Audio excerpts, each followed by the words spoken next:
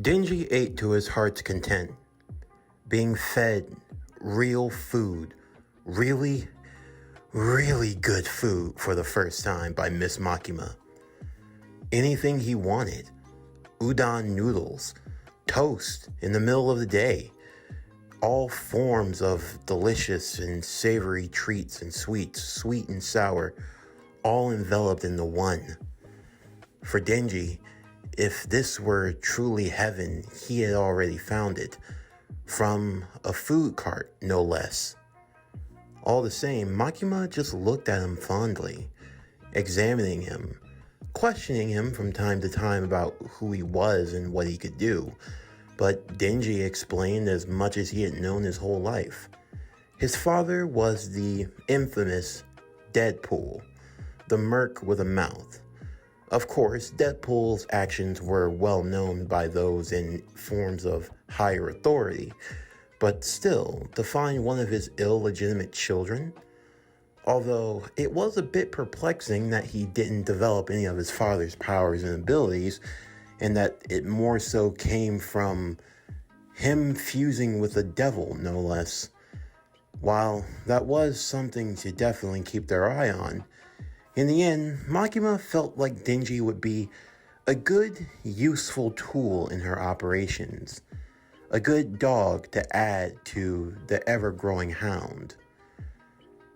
As they were being taken to the devil hunting headquarters, Makima made things very clear to Denji about the way things were to work, how their situation operated.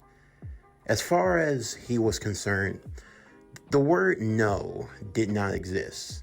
There was no such thing as that word when it came to her. It was simply wolf and yes. Of course, for Denji, he was fine with all of this. It's not like it mattered to him. I mean, he was in the presence of a beautiful, beautiful young woman. One that was acknowledging him, giving him the time of day, actually wanting to be in his presence. The fact that she valued him, that she cared enough at all to keep him around, that was all that Denji needed. The rest didn't particularly matter to him. As they arrived to the devil hunting headquarters, she offered Denji a change of clothes if he wanted to use it in the line of work that he was going to be in. But Denji was in a fully refurbished Deadpool uniform. Makima decided that he could wear that out in the field for nostalgia purposes. She kind of got a little chuckle out of it, like someone doing cosplay. Although they were wearing their dead father's clothing, it was still cosplay to her nonetheless. But he wouldn't be going in alone, as he would be introduced to his partner, a young man by the name of Aki. Aki walked in a pristine black suit, white shirt, black tie, his hair tied back in a ponytail, a pack of cigarettes in his coat pocket, and a sword on his back. As he looked over to see the new recruit in question, he wasn't too sure about any of this. Of course, Aki had his own reservations. Personally, he was against Miss Makima's idea, the idea of working with these hybrid devils or fiends or anything of that sort. However, Makima would assure him that all of this had a purpose. Denji, well, his minds were still focusing elsewhere. Of course, he would have liked to continue working with Miss Makima, but that wasn't going to be the case, as he and Aki were going out on patrol. But before they did so, he had a few questions. Why are you wearing that god-awful uniform? What are you trying to be? Some form of superhero or crazed BDSM slave? BDSM? What is that? Is that food? Ooh, can I eat it? And he's an idiot, no less. So, why exactly did you become a devil hunter? Oh, is that what I am? I guess it pays the bills, keeps the lights on, if I had any. I can't really say I have a reason. I mean, I get fed good, and well, I mean, there's Miss Makima. She's a hell of a woman. Is that right? You see that alleyway? Yeah. Follow me. Denji followed Aki into the alleyway, wondering if there was something to this devil hunting business. Was he going to tell him some secret? Was it something about Miss Makima that he didn't want anyone else to hear? He rubbed his hands in excitement. Oh wait, what if he's got pictures? Is he gonna share? Oh boy. Denji didn't get to see any of Miss Makima's delicate frame. No, instead, he got some food. A knuckle sandwich. Aki proceeded to beat the absolute hell out of Denji. For one, because he wanted to. Two, to gauge his skills. And three, he just didn't like him.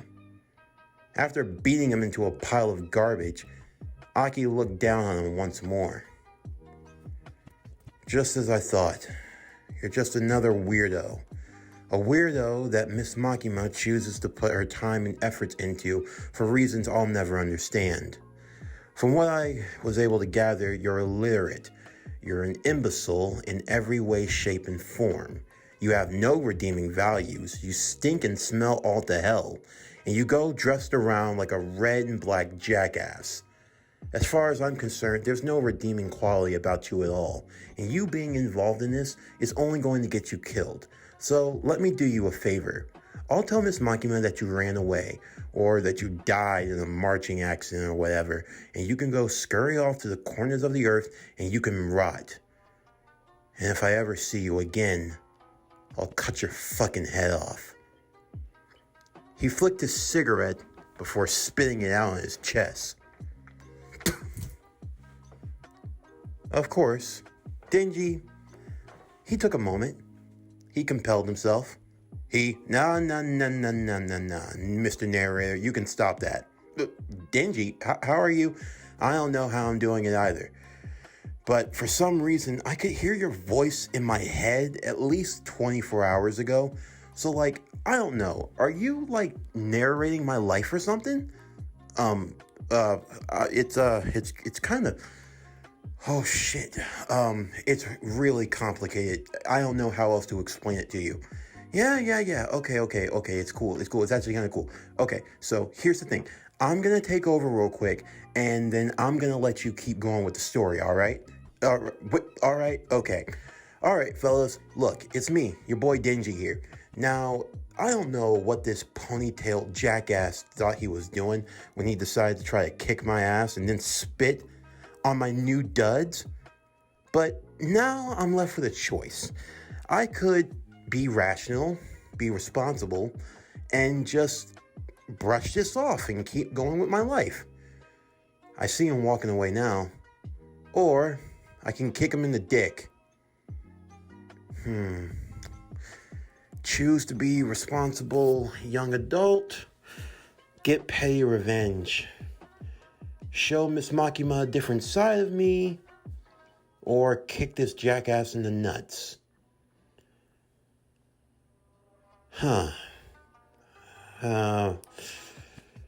say that the toughest choices require the strongest wills. Okay, I know what I need to do. With that, I happily skipped behind Aki as he was walking away, before rearing back my right foot and planting it firmly between his legs. The one thing I gotta say about devil hunters is that they're not really all that strong, especially with the way that he fell to the ground. Oh, would you look at that? It looks like the Lord's blessed me with another opportunity. Oh God, what the? Yeah, it's not so fun now, is it? Huh? Shit. Yeah, that's right. That's what I thought. No nuts, no glory.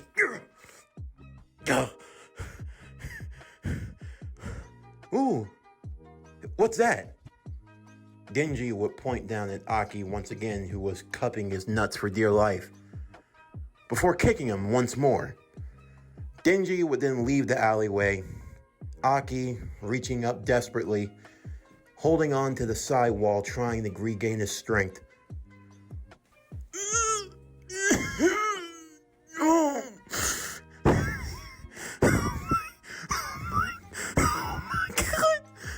Wait, hold on. Is that the come back and kick me in the nuts whistle? Wait, no, don't. Denji proceeded to thoroughly reduce Aki's nuts to a nice, malleable paste. Hope he didn't plan on having kids, because he's not going to have any now. At least, he's not going to have any coherent children. At the very least, Denji made sure that Aki's children are going to have to ride the short bus. Of course, safe to say for both boys, getting along was not going to work. Not even close. It didn't help that when they went on their first devil hunting incident, well, Denji showed just how much he did not care about the seriousness of the situation at all. Yes, there was a hostage being held by a devil, but Denji made sure of the more important things. He made sure that the most important target was saved in this exchange. The nudie magazines. I mean, come on, it's premium. Like, Denji never got to see any of this stuff, so he wasn't going to miss his chance. Let's see. Big booties. Voluptuous racks. Ooh. Take a deep dive into the... Hey, I was reading that. Are you taking any of this seriously? A man just died. Yeah, so? I saved the porn. You are a disgrace to all devil hunters. You're not even a real devil hunter. You're nothing but a dog. You should know your place. Yeah. I'm a dog. Woof, woof, woof. At least I get fed 3 times a day. A decent place to live. So what's it matter to you? You make me sick, that's what. I hate being just anywhere near you. I have a half a mind to, yeah. You're gonna take my head off my shoulders.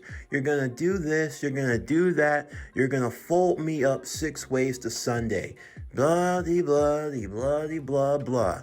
I swear, if you fought the way you talked, you'd probably be the best killer in the world.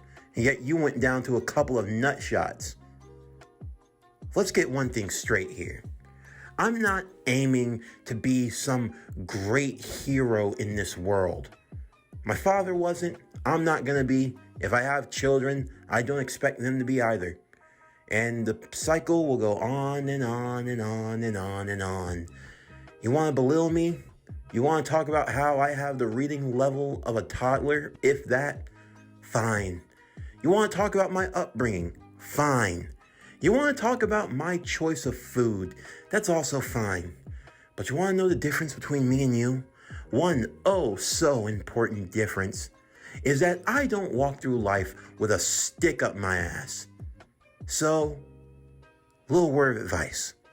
You stay out of my way, and I'll stay out of yours. Because if you don't, if you really want to follow through on that threat, I will take the biggest chainsaw I can find. I will shove it firmly up your ass until I can see it dangling on your tonsils. Then I'm gonna rev that son of a bitch straight through your core and abdomen until you're split in half. Got me? You ponytail wearing motherfucker. Safe to say, the relationship between Denji and Aki, it was tumultuous to say the least. 2 on the complete opposite side of the spectrum that is life. And things didn't get any better because now they had more partners. 2 new recruits that were going to be joining them. Miss Makima would introduce the 2 in her office After reconciling the two boys, the two girls would come storming into the room, one being loud and boisterous, and the other one being kind and friendly, a girl with purple highlighted hair, also carrying a sword. "All right, you filthy maggots, you now stand in the presence of power!" "Hi, Miss Makima." "Hi, Yuki." Guys, I'd like to introduce to you your two new partners in the newest task force that I am putting together. Aki, Denji. This is the fiend known as Power. She's actually the blood devil that took over a human body. And this is her partner, Yukio. "Hi, everyone." "Hi, Aki." "Ooh, you're Denji. Nice to meet you." Yeah, nice to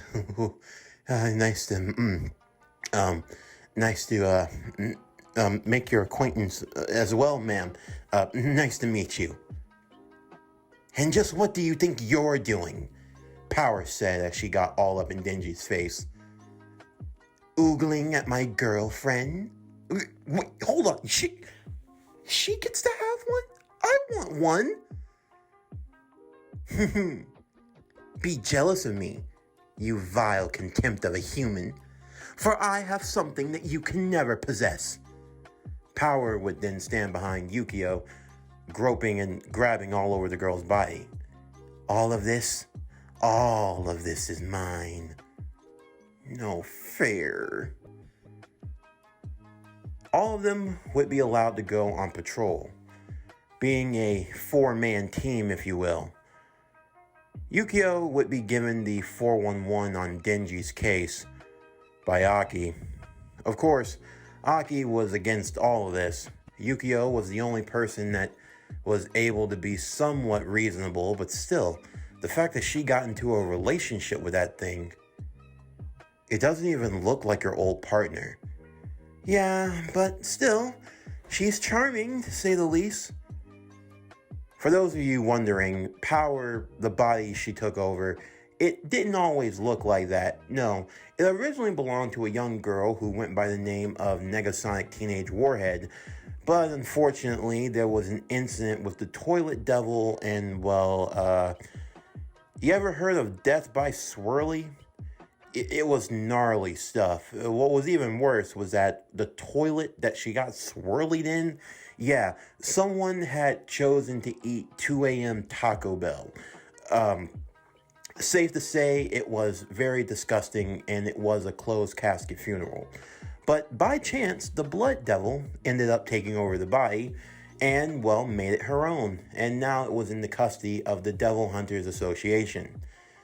The devil in question, known as Power, allowed for the hair to grow out through the body, eventually morphing and shaping it into her very own. Of course, it was only after they found her when she was in the wilderness, about 6 months after the funeral, when they saw that the grave had been freshly dug up, and they found a horrible, long hair, overgrown, naked fiend of a woman in the forest covered in dirt and grime. But Yukio, instead of cutting down the vile creature, decided to make it its lover, to show some form of love and forgiveness. It was strange, but hey, as long as they could get use out of her, that was all that really mattered. In the end, though, for Denji, he was still bummed out about the fact that he didn't have a girlfriend. Maybe Miss Makima could be his girlfriend. Power, however, would shut down those notions. "The one known as Makima would never love someone like you. You have no redeeming qualities, absolutely none. Besides, you're completely inferior to the likes of me, a fiend." Yeah. If it weren't for you being a woman, I'd have lopped your head off with a chainsaw a long time ago. Ooh, look! Another victim! Power pointed over off into the distance where there was a large sea cucumber devil. Without hesitation, she slit her wrist as blood would begin to form, transforming it into a giant hammer and smashing it to bits. attracting a lot of undue attention. Makima would have to try to get everything back on track, admonishing the two newest recruits that they needed to get on the same page. With a smile, she assured them of one thing. If all of this went to pot, she'd put them both down without hesitation.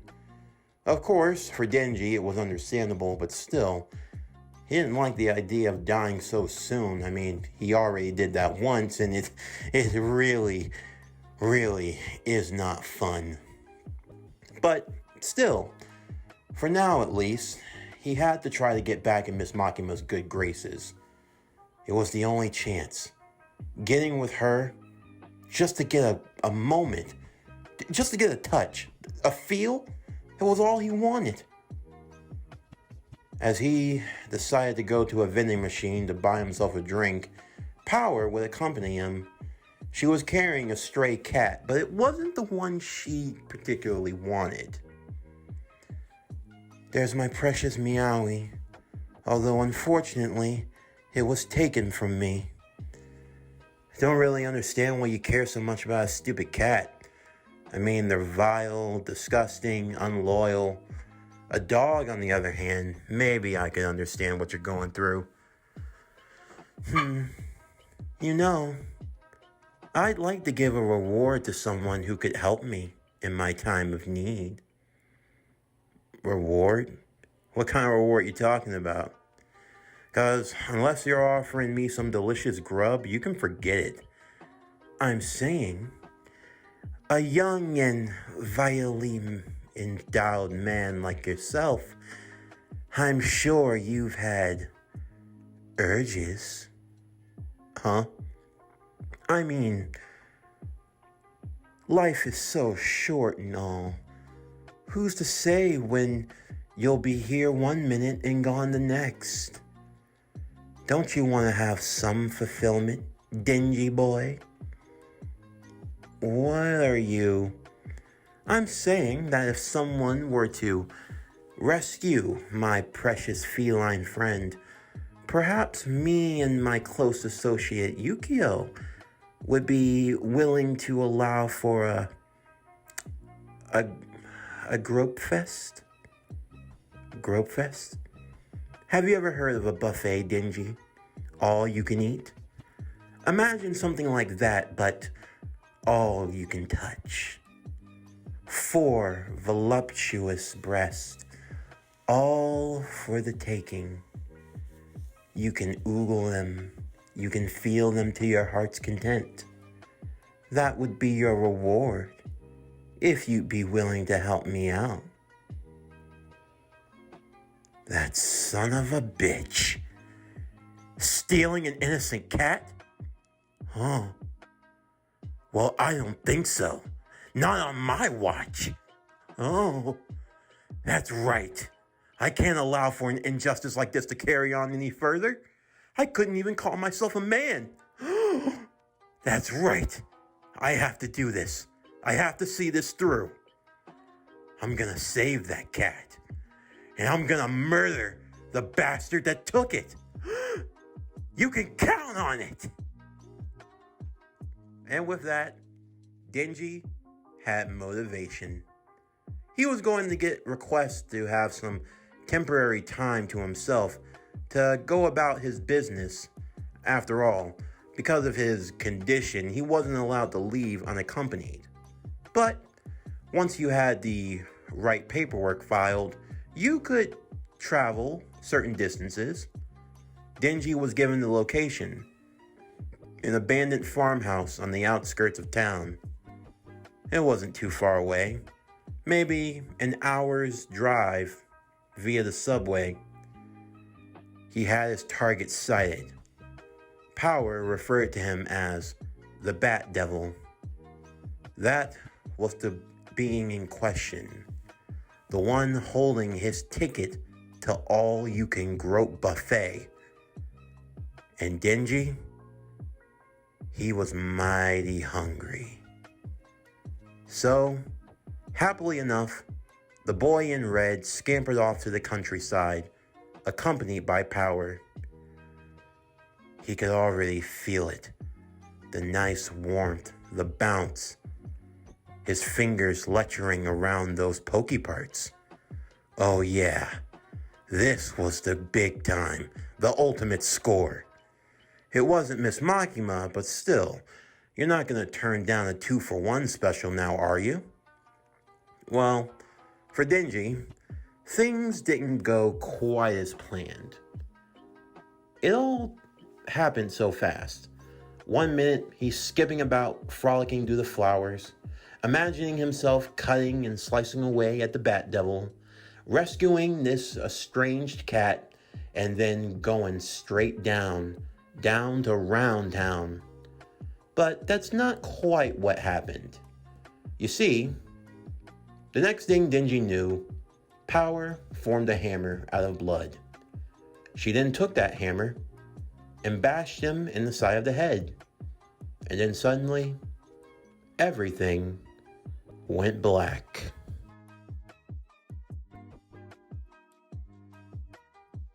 This concludes Chainsaw Man, Son of Deadpool, What If Denji Was Deadpool, Season 1, Part 2.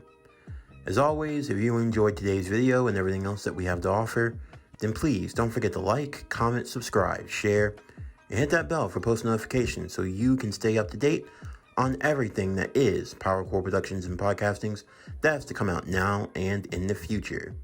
Stay tuned tomorrow as we'll be continuing with Chainsaw Man, the Son of Deadpool, What If Denji Was Deadpool, Season 1, Part 3.